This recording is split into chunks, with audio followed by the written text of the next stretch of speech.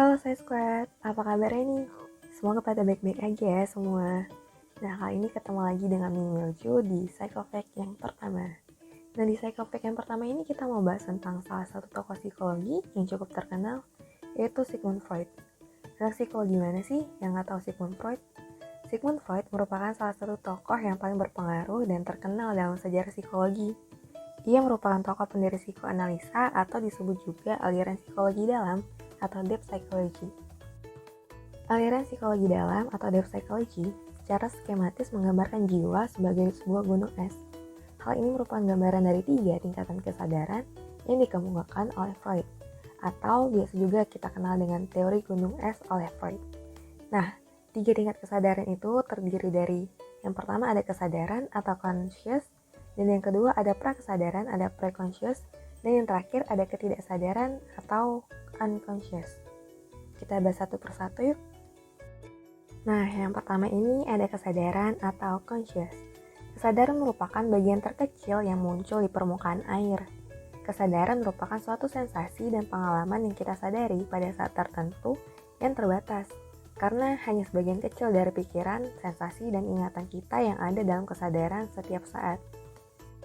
Oke, di level yang kedua ini ada prakesadaran atau preconscious. Prakesadaran ini tuh letaknya agak di bawah permukaan air. Nah, prakesadaran ini tuh berisikan setiap hal yang tidak kita sadari, namun sewaktu-waktu juga dengan mudah untuk muncul ke kesadaran atau menjadi sadar. Kemudian di level terakhir ada ketidaksadaran atau unconscious. Ketidaksadaran merupakan bagian terbesar dari gunung es yang berada di bawah air sama sekali. Ketidaksadaran ini tuh berisikan dorongan-dorongan yang ingin muncul ke permukaan atau ke kesadaran. Setiap kejadian yang telah ditekan ke dalam alam bawah sadar akan sulit untuk diingat atau menyadarinya kembali. Dari 3 tingkatan tersebut, Freud kemudian memperkenalkan 3 struktur dasar dalam anatomi kepribadian manusia, yaitu ada id, ego, dan superego. Id merupakan pendorong utama dalam kepribadian yang berisi seluruh insting yang dimiliki oleh manusia yang berusaha memenuhi kebutuhannya dan meningkatkan kesenangan. Kemudian ada ego.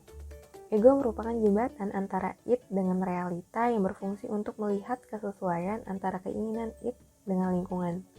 Bagi Freud, merupakan aspek rasional dari kepribadian, bertanggung jawab untuk mengarahkan dan mengendalikan insting menurut prinsip realitas. Dan yang terakhir itu ada superego. Superego merupakan aspek moral dalam kepribadian yang berusaha semata-mata untuk kesempurnaan moral dengan segala tuntutan dan aturan normatif sesuai dengan harapan masyarakat agar seseorang berperilaku tertentu. Selama bekerja menangani pasien, Freud mengembangkan 2 metode asesmen Psychofact, yaitu yang pertama ada free association atau asosiasi bebas. Nah, asosiasi bebas ini tuh merupakan sebuah teknik di mana pasien mengatakan apapun yang terlintas dalam pikirannya. Dan metode yang kedua itu ada dream analysis atau analisis mimpi. Analisis mimpi merupakan sebuah teknik yang melibatkan interpretasi mimpi untuk mengungkap konflik bawah sadar. Jadi, Freud percaya bahwa mimpi mewakili keinginan, ketakutan, dan konflik yang ditekan sehingga bisa muncul dengan cara terselubung selama tidur. Freud merupakan salah satu tokoh yang paling tertarik mengenai topik mimpi. Ia menjelaskan bahwa mimpi merupakan jembatan antara dunia eksternal dengan perasaan, kesan, maupun keinginan terpendam. Jadi, mimpi sebagai pemenuh keinginan dari apa yang tidak mampu kita wujudkan dalam dunia eksternal.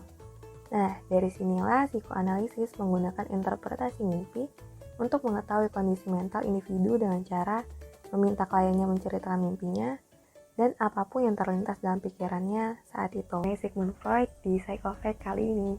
Nantikan pembahasan-pembahasan terkait psikologi berikutnya di Psychofact yang kedua ya. Saya Squad. Sampai jumpa.